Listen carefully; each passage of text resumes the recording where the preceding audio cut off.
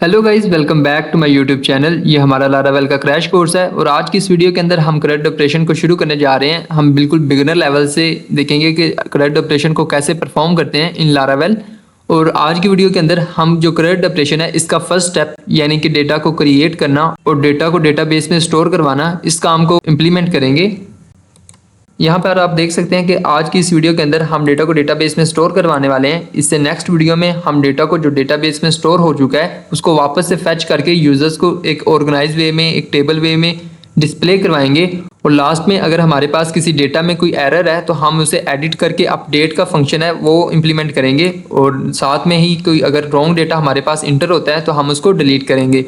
ये सारे काम हम वन बाय वन परफॉर्म करेंगे। और सबसे पहले अगर हम डेटा को क्रिएट करना चाहते हैं तो इसके लिए हमें कुछ चीज़ों की रिक्वायरमेंट होगी। सबसे पहले तो हमें एक HTML का फॉर्म चाहिए जिसमें जो यूज़र है वो अपना डेटा इंटर कर सके।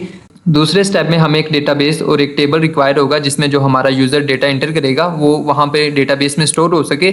थर्ड स्टेप में हम एक मॉडल को क्रिएट करेंगे जिससे जो हमारा डेटा है वो डेटाबेस में स्टोर हो सके। ये मॉडल के थ्रू हम सिक्योर वे में डेटा को डेटाबेस में स्टोर कर सकते हैं। इसी वीडियो में हम उसे क्रिएट करेंगे और देखेंगे कि मॉडल किस तरह काम करते हैं। और लास्ट स्टेप, हमें कंट्रोलर में एक फंक्शन इंप्लीमेंट करना पड़ेगा हमारा जो कोड है, ताकि जो डेटा है वो डेटाबेस में कैसे स्टोर होगा ये सारा कोड हम कंट्रोलर में लिखेंगे। तो चलिए आइए शुरू करते हैं। इसके लिए सबसे पहले मैं जैम सर्वर को स्टार्ट कर लेता हूँ। यहाँ पे मैं अपाची और MySQL सर्वर है इसको स्टार्ट कर देता हूँ और जो मेरी लारावेल वेब एप्लीकेशन है इसको मैं ओपन कर लेता हूँ।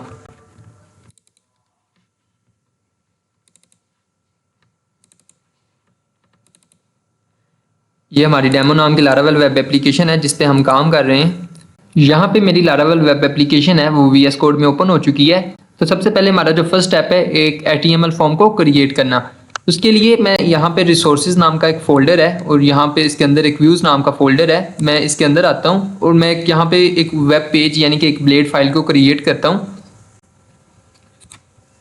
मैं इसका नेम form.blade.php रखने वाला हूँ।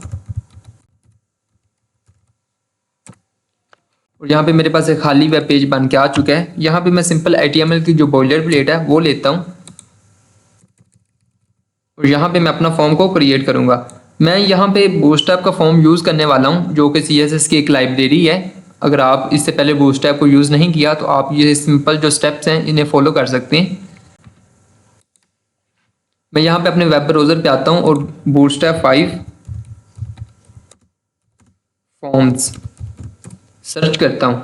यहाँ पे आप देख सकते हैं कि मेरे पास जो इनकी ऑफिशियल वेबसाइट है वो ओपन होके आ चुकी है। यहाँ पे मैं लेटेस्ट वर्जन है 5.3 इस पे आता हूँ। यहाँ पे जो इनका ये फॉर्म है इसे कॉपी कर लेता हूँ। इसका कोड ये मौजूद है और यहाँ से मैं इसको कॉपी करता हूँ और अपने VS कोड में वापस आता हूँ। ये जो कोड है मैं यहाँ पे पेस्ट कर देता हूँ। क्योंकि ये एक CSS की लाइब्रेरी है तो इसके लिए मुझे इसके जो CDN है वो भी रिक्वायर होंगे जो कि मुझे यहाँ पे पेस्ट करने पड़ेंगे। इसके लिए मैं वापस इन्हीं की वेबसाइट पे आता हूँ और ये देखें जो ये यहाँ पे साइड मेन्यू है इसके बिल्कुल टॉप पे इंट्रोडक्शन के नीचे डाउनलोड का एक सेक्शन मौजूद है। मैं इस पर इंटर करता हूँ और थोड़ा सा नीचे आने के बाद यहाँ से इनके दो CDNs मुझे यहाँ पे मिल रहे हैं। मैं इनको कॉपी करता हूँ और यहाँ पे पेस्ट कर देता हूँ। अब ये जो फॉर्म है ये रेडी है मगर इसमें हमें कुछ चेंजिंग करनी पड़ेगी। यानी इसमें जो हमारे पास इनपुट फील्ड है वो सिर्फ ईमेल एड्रेस के लिए और एक पासवर्ड के लिए मौजूद है, मगर हमें नेम, ईमेल, नंबर और पासवर्ड ये 3 इनपुट फील्ड्स चाहिए। तो मैं इनमें थोड़ी सी चेंजिंग करता हूँ। फर्स्ट ये हमारे पास पहली इनपुट है यहाँ से यहाँ तक। तो मैं इसको क्या करता हूँ, मैं इस कोड को कॉपी करता हूँ और पेस्ट करता हूँ। इसका जो नेम है वो मैं चेंज कर देता हूँ। फर्स्ट हमारे पास यूज़र नेम होगा, हमारे पास उसका ईमेल, थर्ड हम एक नंबर के लिए भी ले लेते हैं। इस नीचे वाले को मैं नंबर कर देता हूँ और इनकी जो ये लाइंस हैं ये रिमूव कर देता हूँ। बेसिकली ये एक टेक्स्ट है सिंपल लिखा हुआ, अगर आप चाहें तो इसका भी रिमूव कर सकते हैं। अब मेरे पास ये 4 इनपुट फील्ड्स हैं वो रेडी हैं। इसको देखने के लिए कि ये कैसा रिप्रेजेंट हो रहा है, मैं अपनी जो लारावेल वेब एप्लीकेशन है इसको लोकल होस्ट पे सर्व करता हूँ। इसके लिए यहाँ पे मैं टर्मिनल पे आता हूँ और न्यू टर्मिनल को ओपन करता हूँ। यहाँ पे मैं PHP आर्टिशन सर्व की कमांड यूज़ करूँगा और इंटर करता हूँ। मैं वापस से यहाँ पे आता हूँ और ये जो कोड है इस पर अब मेरी जो लारावेल वेब एप्लीकेशन है वो रन हो रही है। ये लास्ट वीडियो में हमने जो टेम्पलेट को क्रिएट किया था बेसिकली HTML से लारावेल कन्वर्जन, तो ये वही टेम्पलेट है, मगर हमारा इससे कोई कंसर्न नहीं है। एक लास्ट थिंग जो मैं भूल गया हूँ वो बेसिकली इस पेज की राउटिंग करना है, क्योंकि अभी हमने ये जो पेज क्रिएट किया है इसका मैंने कोई राउट डिज़ाइन नहीं किया, तो मुझे एक राउट भी डिज़ाइन करना पड़ेगा। इसके लिए मैं यहाँ पे राउट्स नाम के फोल्डर के अंदर web.php में आता हूँ। ये सिंपल मेरे पास पहले से कुछ राउट्स क्रिएट हैं, बेसिकली जो मेरे वेब पेजेस मौजूद हैं मेरी वेबसाइट के अंदर, ये उनके राउट्स हैं। तो यहाँ पे मैं अपने नए फॉर्म के लिए एक नया राउट क्रिएट करता हूँ। यहाँ पे मैं कमेंट डाल देता हूँ ताकि मुझे याद रहे, और यहाँ पे मैं एक राउट क्रिएट करता हूँ। मैं एक सिंपल राउट क्रिएट करता हूँ, राउट कॉलम गेट मेथड, इसके अंदर वावैन, और मेरे यूआरएल में क्या आएगा जिससे मैं जो पेज है वो कॉल करने वाला हूँ वो फॉर्म है, फॉर्म कीवर्ड। इसके बाद एक फंक्शन रन होगा जब भी ये जो यूआरएल है ये कॉल होगा। बेसिकली जो राउटिंग है वो मैं पहले एक वीडियो में एक्सप्लेन कर चुका हूँ, तो मैं ज़्यादा एक्सप्लेन नहीं कर रहा। और यहाँ पे मैं एक चीज़ को रिटर्न करवाऊँगा, यानी कि एक व्यू रिटर्न, और सिंपल मैं यहाँ पे अपने जो फॉर्म है यानी कि जो मेरा वेब पेज है उसका नेम वो मैं यहाँ पे लिख दूँगा। मैं फाइल को सेव करता हूँ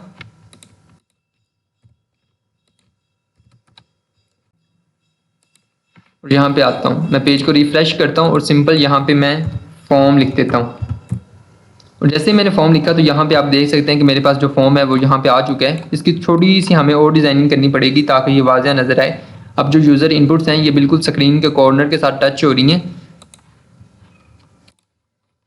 यहाँ पे जहाँ फॉर्म शुरू होता है मैं इसके ऊपर बिल्कुल ऊपर डॉट कंटेनर नाम की क्लास का यूज़ करूँगा। इसकी जो लास्ट डिव है बंद हो रही, मैं वहाँ से कॉपी करता हूँ और फॉर्म के नीचे पेस्ट कर देता हूँ। इससे क्या होगा कि जो हमारा यूज़र इनपुट है ये स्क्रीन के थोड़ा सा दरमियान में आ जाएगा। यहाँ पे आप देख सकते हैं यहाँ से कुछ इधर पैडिंग इसे मिल रही है। यहाँ पे मैं एक छोटा सा टाइटल भी दे देता हूँ सेंटर टैग के अंदर।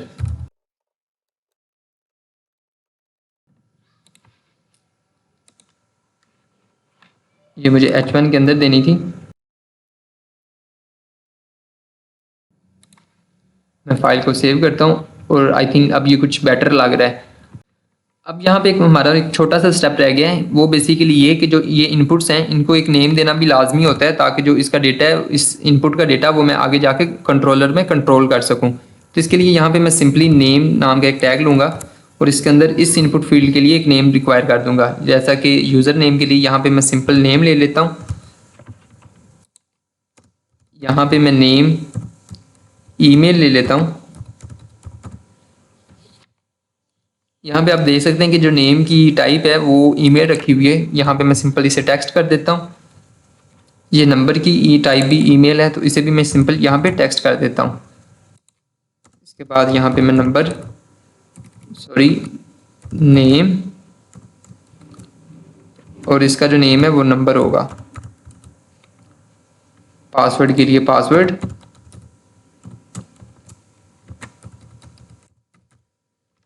अब हम अपने दूसरे स्टेप की तरफ बढ़ते हैं जो कि है डेटाबेस को क्रिएट करना। इसके लिए यहाँ पे मैं सिंपल अपने वेब ब्राउज़र पे आता हूँ और एक नया टैब ओपन करता हूँ। इधर मैं simple local host /php my admin और सर्च करता हूँ। यहाँ पे देखें ये मेरे पास PHP my admin ओपन होके आ चुके हैं। यहाँ पे मैं एक नई डेटाबेस को क्रिएट करता हूँ जिसका नेम मैं डेमो रखने वाला हूँ, क्योंकि हमारी जो लारावेल वेब एप्लीकेशन है उसका नाम भी डेमो है, तो ये मैं सिंपल इसका नाम भी डेमो रखने वाला हूँ। अगर आप चाहें तो इसका नेम चेंज भी कर सकते हैं। यहाँ पे मैं इसका नेम डेमो रखता हूँ और क्रिएट कर देता हूँ। बस अब हमारा जो डेटाबेस है इसका काम ख़त्म हो चुका। अब जो भी इसको कंट्रोल करना है, इसमें डेटा को स्टोर करना है, वो हम सारा लारावेल के अंदर से ही करेंगे।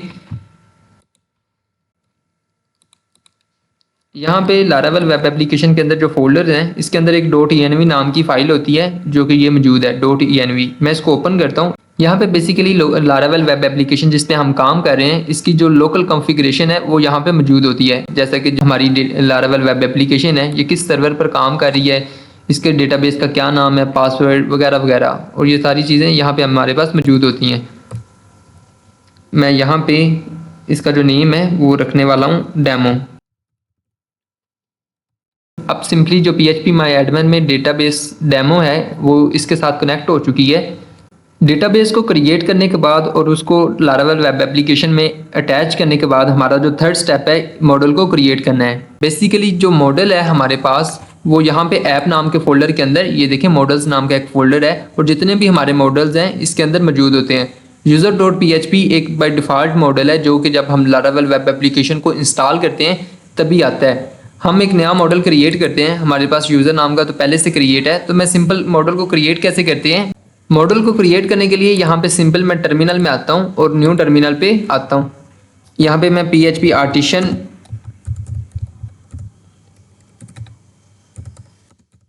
मेक कॉलन मॉडल और यहाँ पे मैं अपने मॉडल का नेम दे देता हूँ। यूज़र मेरे पास पहले से ही मौजूद है तो यहाँ पे मैं हैज़ अ स्टूडेंट एक मॉडल क्रिएट कर लेता हूँ। इसका जो फर्स्ट लेटर है वो मुझे कैपिटल में रखना पड़ेगा और ये जो फॉर्म है यानी कि ये जो नेम है ये मुझे सिंगुलर रखना पड़ेगा। और साथ में ही मैं एक -m यानी कि एक माइग्रेशन फाइल ये आप क्रिएट करें। इससे क्या होगा, हमारे पास दो फाइलें क्रिएट होंगी। आई थिंक इस कमांड में कुछ गलती आ गई, मैं वापस से देखता हूँ। PHP artisan make model student -m।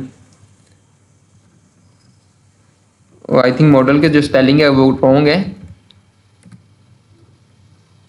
Model मैं दोबारा से इंटर हिट करता हूँ और यह देखें अब यहाँ पे मेरे पास दो फाइलें क्रिएट हुई हैं। एक डेमो नाम की लारावेल वेब एप्लीकेशन के अंदर ऐप और मॉडल्स और student.php, और यहाँ पे देखें मॉडल्स के अंदर पहले मेरे पास user.php था, अब student.php भी आ चुका है। और दूसरी फाइल मेरे पास कौन सी क्रिएट हुई है वो बेसिकली डेटाबेस के अंदर, डेमो नाम की डेटाबेस के अंदर, ये देखें डेटाबेस, इसके अंदर माइग्रेशन नाम का एक फोल्डर है और इसके अंदर ये फाइल student_table.php ये क्रिएट हुई है। यहाँ पे आप देख सकते हैं कि जो फाइल है यहाँ पे क्रिएट हो चुकी है। मैं इस फाइल को ओपन करता हूँ और यहाँ पे आप देख सकते हैं बेसिकली जो हमारे पास मॉडल होता है ये डेटाबेस के साथ हम जितनी भी क्वेरीज को परफॉर्म करते हैं या जो भी एक्शन हम डेटाबेस में लारावेल के अंदर रहते हुए परफॉर्म करते हैं वो हम सब कुछ मॉडल के थ्रू ही कंट्रोल करते हैं। और यहाँ पे देख सकते हैं ये बेसिकली ये जो फाइल है इसे माइग्रेशन फाइल कहते हैं जो कि हमारे मॉडल के साथ अटैच होती है। ये बेसिकली डेटाबेस में एक टेबल का रोल प्ले करती है। जब हम इस फाइल को डेटाबेस में सेंड करेंगे तो ये एक टेबल वहाँ पे क्रिएट कर देगी। जो भी हम कॉलम्स यहाँ पे डिफाइन करेंगे वो वहाँ पे हैज़ अ कॉलम का जो रोल है वो प्ले करेंगे। आई थिंक आपको अभी कुछ समझ नहीं आई होगी, मगर अभी आप कुछ देर मेरे साथ जो स्टेप्स हैं वो फॉलो करेंगे तो आपको प्रैक्टिकल इसकी एग्जाम्पल मिल जाएगी। यहाँ पे मेरे पास एक आईडी और टाइम स्टैम्प्स नाम का जो कॉलम है वो पहले से बाय डिफ़ॉल्ट क्रिएट हो चुका है। यहाँ पे मेरे पास जो कॉलम्स हैं यानी कि जो इनपुट फील्ड्स हैं मैं वो यहाँ पे उनके नेम डालूंगा ताकि वो कॉलम्स क्रिएट हो सकें डेटाबेस के अंदर। हमारे पास इनपुट्स के नेम हैं वो नेम, ईमेल, नंबर और पासवर्ड हैं। मैं सिंपली यही नेम्स यहाँ पे कॉलम्स में डिफाइन कर दूंगा। मैं यहाँ पे $टेबल ऑब्जेक्ट ऑपरेटर स्ट्रिंग, ये बेसिकली इसकी डेटा टाइप होगी डेटाबेस के अंदर, और यहाँ पे मैं अपने कॉलम का नेम लिख दूंगा नेम। अब इसी तरह के मुझे 4 कॉलम और चाहिए। मैं इसी को कॉपी करता हूँ। दूसरा मेरा ईमेल होगा। थर्ड जो कॉलम क्रिएट होने वाला है वो नंबर है और लास्ट पे मेरे पास जो कॉलम है वो पासवर्ड है। अब मेरी माइग्रेशन फाइल है वो रेडी हो चुकी है तो मैं इसको माइग्रेट करता हूँ और आपको दिखाता हूँ कि माइग्रेशन बेसिकली काम क्या करती है। सिंपल ये डिज़ाइन करने के बाद आप यहाँ पे कमांड यूज़ करेंगे PHP आर्टिशन माइग्रेट। इससे क्या होगा कि ये जो फाइल है ये हमने क्रिएट की है ये डेटाबेस में सेंड हो जाएगी और वहाँ पे एक टेबल को क्रिएट कर देगी। मैं इंटर हिट करता हूँ और यहाँ पे आप देखें कि ये जो स्टूडेंट टेबल है ये बेसिकली डेटाबेस में जा चुका है। मैं डेटाबेस को यहाँ से रिफ़्रेश करता हूँ और यहाँ पे आप देख सकते हैं कि जो हमने डेमो नाम की डेटाबेस क्रिएट की थी इसके अंदर अब कुछ टेबल्स आ चुके हैं। यहाँ पे जो मैंने टेबल क्रिएट किया था वो स्टूडेंट्स है और ये देखें अब ये जो हमने वहाँ पे कॉलम्स को डिफाइन किया था आईडी और क्रिएटेड एट अपडेटेड एट ये दोनों टाइम स्टैम्प्स हैं। तो बेसिकली ये बाय डिफ़ॉल्ट हमारे पास आते हैं और जो हमने 3-4 कॉलम्स क्रिएट किए थे नेम, ईमेल, नंबर, पासवर्ड, अब ये हैं। अब जो भी हम फॉर्म फिल करके डेटाबेस में सेंड करेंगे वो सारा डेटा यहाँ पे सेव होता जाएगा। अब वापस यहाँ पे आता हूँ। अब मेरा जो माइग्रेशन से है वो काम ख़त्म हो चुका है और आई थिंक मॉडल से भी हमारा काम अभी के लिए ख़त्म है। अब हम अपने फोर्थ स्टेप की तरफ बढ़ते हैं जो कि बेसिकली है कंट्रोलर में मेथड को इम्प्लीमेंट करना। इसके लिए मेरे पास कंट्रोलर आपको पहले तो मैं शो करवाता हूँ। कंट्रोलर हमारे पास ऐप नाम के फोल्डर के अंदर HTTP नाम का फोल्डर है और इसके अंदर कंट्रोलर्स नाम का एक मजीद फोल्डर है और यहाँ पे हम एक कंट्रोलर को क्रिएट करेंगे। controller.php तो हमारे पास डिफ़ॉल्ट आता है जब हम लारावेल वेब एप्लीकेशन को इंस्टॉल करते हैं और यूज़र कंट्रोलर हमने अपनी पिछली वीडियोस में क्रिएट किया था। मैं इसमें काम नहीं करता, मैं एक नया कंट्रोलर बनाता हूँ और उस पर काम करेंगे। उसके लिए यहाँ पे मैं सिंपल अपने दोबारा टर्मिनल में आता हूँ और एक कमांड का यूज़ करता हूँ PHP आर्टिशन मेक कंट्रोलर। जिस तरह हमने मॉडल को क्रिएट किया था मेक मॉडल, इसी तरह हम कंट्रोलर को क्रिएट करेंगे मेक कंट्रोलर। और इसके बाद मैं सिंपली अपने कंट्रोलर का नेम लिख दूंगा। फॉर एग्जांपल मैं फॉर्म के साथ काम कर रहा हूँ तो मैं रिलेटेबल नेम देता हूँ फॉर्म कंट्रोलर। इसका जो फर्स्ट लेटर है वो मैं कैपिटल कर देता हूँ। आप कुछ भी नेम दे सकते हैं। अब यहाँ पे देखें मेरे पास एक कंट्रोलर क्रिएट हो चुका है, डेमो नाम की web application app HTTP controllers और इसके अंदर फॉर्म कंट्रोलर। मैं इसको ओपन करता हूँ। ये जो कंट्रोलर है ये बिल्कुल एम्प्टी है। अब हमारा जो लास्ट स्टेप है यानी कि जब डेटा यूज़र सेंड करेगा फॉर्म के थ्रू तब हम इसे फॉर्म कंट्रोलर में कैच करेंगे और उसके बाद सिंपली उसे डेटाबेस में सेंड कर देंगे। इसके लिए सबसे पहले मुझे यहाँ पे form.blade.php में आना पड़ेगा और मैं यहाँ पे मेक श्योर करता हूँ कि मैं राउट दे सकूँ ताकि जब भी जो यूज़र है वो यहाँ पे डेटा फिल करने के बाद सबमिट पर क्लिक करे तो अभी देखें अभी मेरे पास कुछ एक्शन परफॉर्म नहीं हो रहा। मैं चाहता हूँ एक राउट क्रिएट हो जिससे जो हमारी जो क्लास है फॉर्म कंट्रोलर के अंदर वो कॉल हो सके और जो हमारा फंक्शन है डेटा को डेटाबेस में सेंड करने के लिए वो रन हो सके। इसके लिए यहाँ पे मैं सिंपल एक एक्शन लिखूंगा फॉर्म के साथ।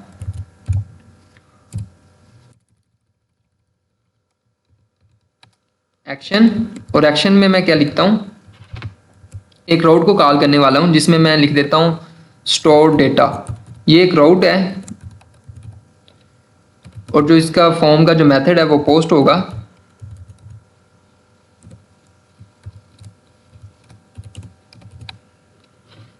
सिंपल। अब यहाँ से मेरा जो फॉर्म के साथ काम है वो भी यहाँ से ख़त्म हो चुका है। मैं सिंपली इस कोड को यहाँ से कॉपी करता हूँ स्टोर डेटा और अपनी web.php के अंदर आता हूँ। यहाँ पे एक मैं नया राउट बनाता हूँ, राउट कॉलम कॉलम गेट वैन और यहाँ पे मैं अपने स्टोर डेटा का नाम लिखता हूँ। बेसिकली जब हम फॉर्म के थ्रू डेटा को सेंड करने वाले हैं तब हम गेट नहीं पोस्ट मेथड को कॉल करते हैं क्योंकि जो पोस्ट है वही डेटा को डेटाबेस में स्टोर करने के लिए यूज़ होता है।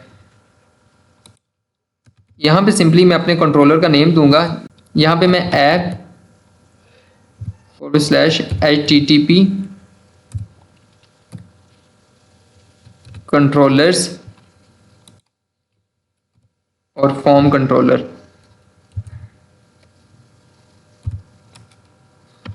ये देखें। इसके बाद हाइफन क्लास, यहाँ पे सिंपल मैं कॉमा का यूज़ करता हूँ और अपनी जो क्लास है जिसको मैं कॉल करने वाला हूँ, जिसको अभी मैंने डिज़ाइन नहीं किया, उसका नेम लिखूंगा। मैं ये सेम ही कर देता हूँ ताकि आप कंफ्यूज ना हो। और बस ये काम भी यहाँ से ख़त्म हो चुका। अब हमारे पास जो कंट्रोलर है इसके अंदर एक मैं फंक्शन को क्रिएट करने वाला हूँ। अब सिंपल जो फंक्शन का नेम है वो यही होगा जो हमने यहाँ पे कॉल किया है, स्टोर डेटा। इसके अंदर हम 2 पैरामीटर का यूज़ करेंगे क्योंकि यहाँ पे मेरे पास वो डेटा आने वाला है जो कि फॉर्म से जो यूज़र है वो सबमिट करेगा। अब मैं वो डेटा यहाँ पे कैच करूँगा। एक ग्लोबल वेरिएबल है रिक्वेस्ट नाम का, मैं वो यूज़ करता हूँ और $request एक सिंपल वेरिएबल है जो कि हम क्रिएट कर रहे हैं, उसे यूज़ करता हूँ। क्योंकि ये जो डेटा है वो मैं मॉडल के थ्रू सेंड करने वाला हूँ तो मैं एक यहाँ पे वेरिएबल लेता हूँ जिसके अंदर मैं उस मॉडल का जो है एक ऑब्जेक्ट क्रिएट करूँगा न्यू और जो हमारे मॉडल का नेम है स्टूडेंट। सिंपली क्योंकि यहाँ पे हमने इस मॉडल को यूज़ किया है तो मुझे इसे इसका पाथ भी देना पड़ेगा कि ये मॉडल कहाँ पे मौजूद है। यहाँ पे एक यूज़ नाम का डिफ़ॉल्ट कीवर्ड आता है लारावेल में, जिससे हम किसी फाइल की यहाँ पे लोकेशन दे सकते हैं। मैं यूज़ करता हूँ और ऐप नाम के फोल्डर के अंदर मॉडल्स नाम का एक फोल्डर है और इसके अंदर स्टूडेंट नाम का जो मॉडल है वो मौजूद है।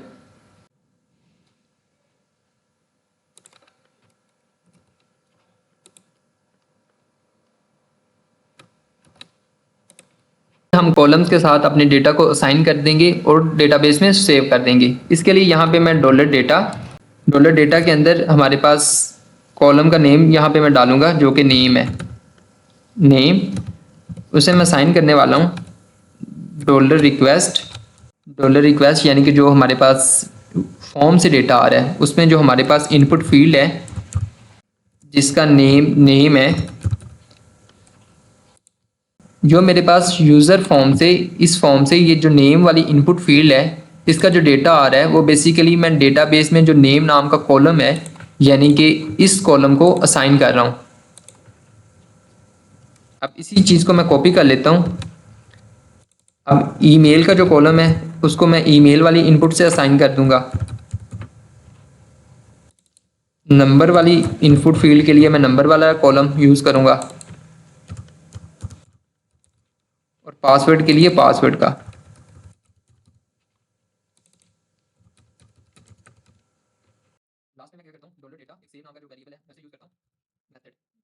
लास्ट पे मैं डॉलर डेटा सेव नाम का एक मेथड है उसे यूज़ करता हूँ और फाइल को सेव कर देता हूँ। चलिए आइए इसको देखते हैं। मैं यहाँ से पेज को रिफ्रेश करता हूँ। ये राउट मेरे पास कुछ एरर आ रहा है यहाँ पे। मैं web.php में आता हूँ और राउट ROUTE यहाँ पे स्पेलिंग मिस्टेक थी।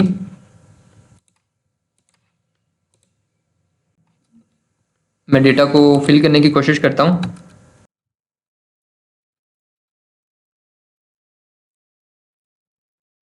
और पासवर्ड एक रैंडम था पासवर्ड 1 2 3 4 5। मैं डेटा को सबमिट करता हूँ। Page expired. बेसिकली ये पेज एक्सपायर्ड मेरे पास क्यों आ रहा है? बेसिकली जब हम लारावेल में डेटा को डेटाबेस में सेंड करते हैं तो लारावेल इस बात का पूरा ध्यान रखता है कि जो डेटा है वो डेटाबेस में एक सिक्योर वे में जा सके। तो इसके लिए वो एक टोकन को क्रिएट कर देते हैं ताकि जो डेटा है इसमें कोई चेंजिंग ना हो सके। और जो इस टोकन को हम कैसे एक्सेस कर सकते हैं @CSRF के थ्रू। बस मुझे इतना ही लिखना है और मैं दिखाता हूँ कि ये जो टोकन है ये मेरे पास यहाँ पे क्रिएट हो चुका है। मैं पेज को रिफ्रेश करता हूँ और इंस्पेक्ट करके शो करवाता हूँ। यहाँ पे ये हमारा क्रेडिट फॉर्म है।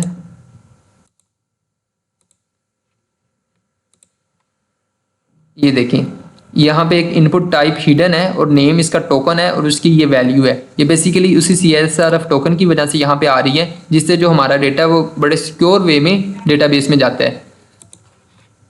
मैं अब दोबारा पेज को रिफ्रेश करता हूँ और एक दोबारा एंट्री करता हूँ